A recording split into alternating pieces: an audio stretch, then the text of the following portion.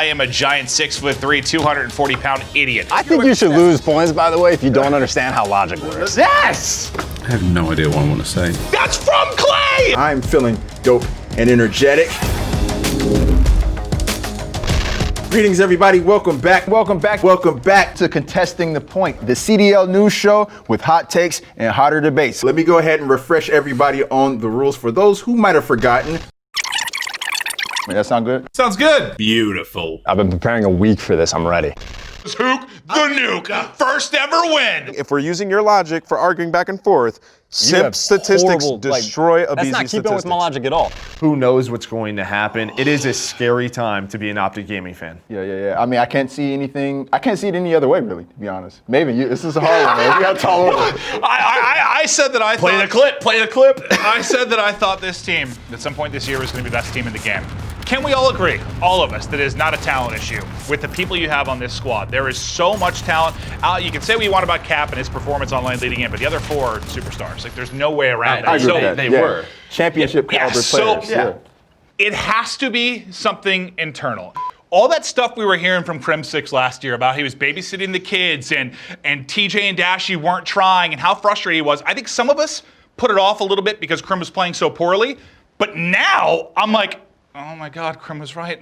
Crim was right, they're children. Like, I just feel like he has to be, and I'm not 100% clued into exactly what's going on, but the more they suck, the more I'm positive Crim was correct. And they are children and they need to turn it around. So I think, if anything, TJ and Dashy, that young superstar duo, stop acting like babies, man up and improve. I know you're not on Huntsman, which maybe you'd prefer to have all the fans behind you. I know you have 0 points. I know Slasher can be an but like, you need to improve. There's no reason this team should suck. When we're coming out of an event and my first thing is not like Cap needs to get better, there's a damn problem and I'm angry.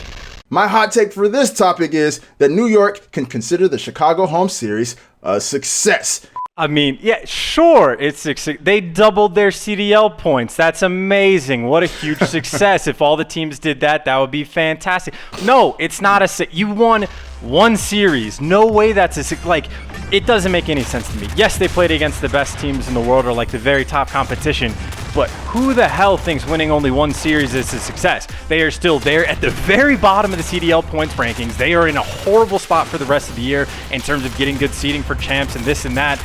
They're not in a good spot. They've won 2 series the entire year. And if anyone on that team, like, if I was a professional player and we won 1 series, I wouldn't be like, oh, hey, guys, we played some of the best teams close. We'll get them next time. I'd be pissed. There's no way I'm considering that a success. They beat the Huntsmen. Okay, yeah, no, but I know, like, obviously a great series, and then they lost to the Huntsmen immediately the next day after well, the players did not talk a bunch of crap. The Twitter account did. They got all hot and heavy and were like, oh, look at the Huntsmen fans. This is what, it hurts so much to lose to us. And agreed, it does hurt to lose to the subliners because it's only happened twice. Like, again, if I'm on that team and anyone else thinks that that is a success, I wouldn't want to play with them. I don't want a teammate that thinks 1 series win is successful for the team. It doesn't make any sense to me. Did they look better? Sure, but success? Hell no. Maven, we got you on the attack, so please tell me, has anyone done it better than Awakening in their first game? Yes, but I'd like to preface this by saying the fact that he's in this conversation is ludicrous. I mean, the guy started competing like a year ago. It's insane to think he's there. And I think if we were just looking at the results part of it, as far as his team winning and who they went through, I think absolutely. But the guy that comes to mind, I think the guy that still holds the crown for greatest debut has got to be Simp. When you look back at CWL London, his first tournament as a pro player, it was insane what he was able to do. His KD overall was a 1.351. That was second of all players, highest as an SMG. When you think back then, being a non-Maddox player was just outrageous. He was number 1 in S&D KD, number 1 in Control KD, top 5 in Hardpoint KD. The thing that separates him from me, and why I think it's so ludicrous, is after that tournament, we thought Simp was the best player in the game. That was just insane. It was his first tournament, and after 1 tournament of play, we were all like, oh my God, he's the best player alive. Now, I don't get that sense yet with Awakening. He had a hell of a tournament, hell of a win, but it takes a lot to pass that Simp status. He didn't quite do it for me. Maybe you got that round. First. Good start, Joe. Since the beginning, there has been something in every event that one of these guys is whining about. The search and destroy. The search and destroy. His stats are better. Search and destroy, Scumpo is like immensely better than Envoy was. He had a 6.5. At a different event. This is predicting the future. Can you not keep up? I am the biggest Chino fan right now. I've been a Cheen burger for a while, but the biggest kicker here, the biggest change that makes Cheen a fantastic addition, and the reason why he is what OGLA were missing, it's not what he's necessarily doing in game. Ben, you brought up the stats. Yeah, I'm with you, bro. He's numerically better, but it's what Chino is doing, the intangibles. He is bringing, I don't know how, but he's bringing the best out of TJ and Dashi. Finally! They are killing it in game. They were unbelievable this weekend. Like, without the performances out of TJ, I mean, albeit the Celium 1v2 situation, we'll let that one slide. But everything else was dope as hell. They were incredible. They were so furious on the map. We saw old school Bruce come back, sniping his heart out there on Arklov Peak. We saw play after play after play. Even Slasher is going crazy now. That's the thing that Cheen's done. So, I don't know how he's done it. Maybe it's the vibes. He's bringing the best out of that entire squad. It's not just the fact that he's hitting routes really well. He's still picking up crucial 1v1s, you know, like he's money Cheen. It's the rest of the team have just exploded around him. So you're thinking the Royal Ravens are going to come up into 4th place. That would mean the Rocker would have to have a terrible outing at their next few tournaments, not make it out of groups.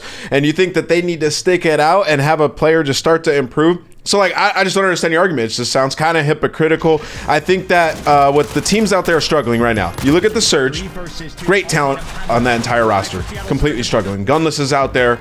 Minnesota are one of the teams that players want to play for right now. Minnesota have been solid, and teams know that if they go there, they will find, or players know that if they go there, they will find success. I think that it is time to make a roster change, and a great argument for that is look at the semifinals of this very last tournament. All 4 teams made a roster change, and they look to have been improved tremendously. I think that the Minnesota Rocker are one change away from being a championship team. You know, they look like it in the beginning of the season. They've dipped off a bit.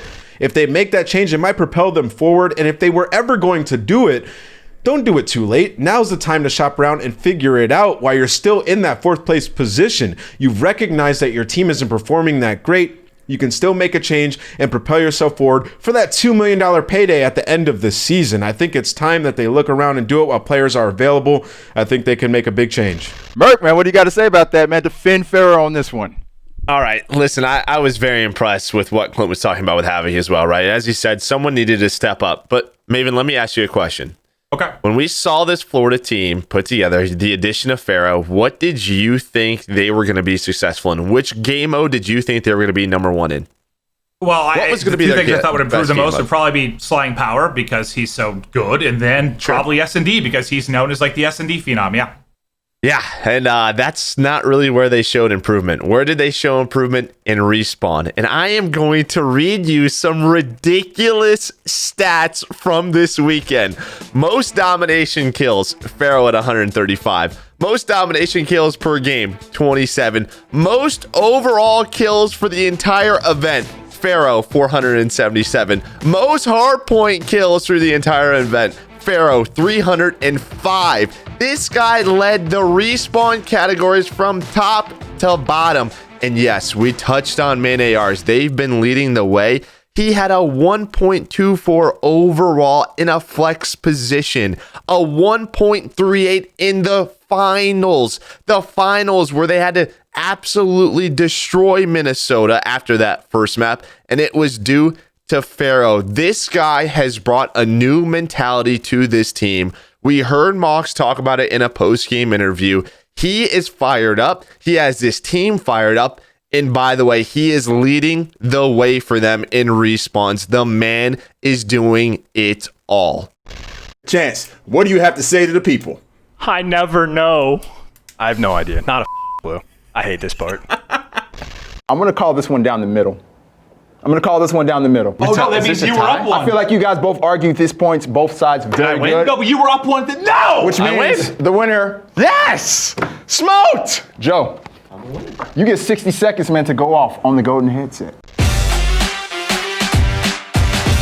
First of all, Maven, I don't even know if this headset would fit your head. It is just, your head's huge. And for as being as big of a head as you have, it doesn't have a lot of Call of Duty knowledge in there. I thought casting together as long as we have you and learn some things. I mean, obviously I was the host of Trading Shots. I gave you a lot of pointers before that one. But being on this side of it, man, I was 1 for 1 in Trading Shots. Already here, I'm 1 for 1. This is just a little too easy. And I don't know what to tell you. I was expecting a little bit more for you. Malik, a great job hosting as always. And then one final bit. Maven, I know you touched on it, but Optic Gaming, we're going to Los Angeles. You guys have to play better. Everybody wants to see you guys well. Honestly, not a lot of people want to see you guys succeed. But up here on the desk, we absolutely do. So hopefully, you guys, you'll be able to turn it around. We want to see a better Optic in LA. So as much as I spent time talking about how good FaZe is and I expect them to win this event, I have a message for the FaZe team.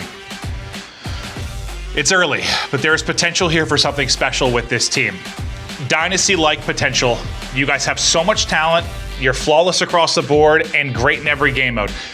The only thing that can tear this team apart, it comes from the inside. You guys start winning, egos get in the way, somebody thinks they're better than the other. We've seen it happen with the likes of like an Optic Gaming, a Complexity, the Lakers. Like there becomes this like ego thing where people clash heads. If you guys can get past that, if you can listen to the wisdom of Crowder and just focus on the W's, don't worry about contracts, who's making more, who's making this, who's the better player, who's winning MVP. If you can ignore the and just focus on being the best team in the game, I really, truly feel there is something special here. You are all young. It's like the youngest roster in the league. There is a decade of Call of Duty for you guys to play. Focus on the W's.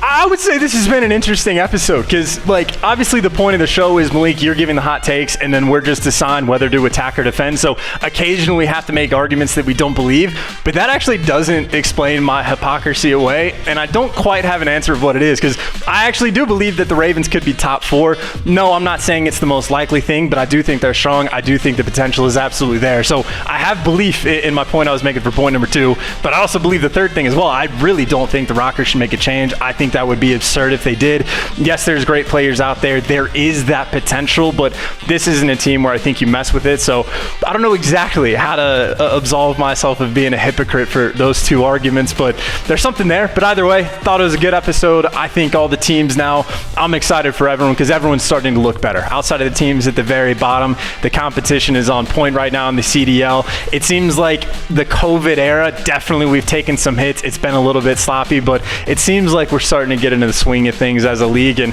I'm just excited for the future. The best ever do it. I will take this best of 3, 2-1. Thank you, Joe, for the assistance in getting my mic down, as I am a giant 6'3", 240-pound idiot. But I feel that first I need to talk about Optic Gaming.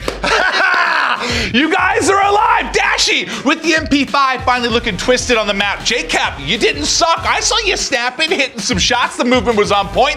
TJ, you plugged in your controller. You didn't look like a lost idiot on the map at all times. Kenny, you know you're a madman. I love you, you absolute beast. And Slasher at the main AR position, you're back to doing Slasher-like things. You robot building Phenom. You are an absolute animal on the map. Now the other thing, I'm very pleased with Optic Gaming, but FaZe, you let me down. We're hyping you up as the best team in the game. I know with this format, anybody can lose. But Huntsman were at this event. You needed to win. That is a event you have to handle business. Huntsman, guess what? They did it in London. You fall short here. Rocker seems to have your number. You finally look vulnerable. I expected better. Crowder and the boys, you guys got to be more prepared because Minnesota right now, they're taking you the distance. Back to back. I feel it. I'm on the cover of Lethal Weapon. I'm going to call you on this. You do not believe they have enough talent on this team. Look at these guns, man. Like, literally. I have no idea what I want to say. No, does anyone ever know at this point in the show?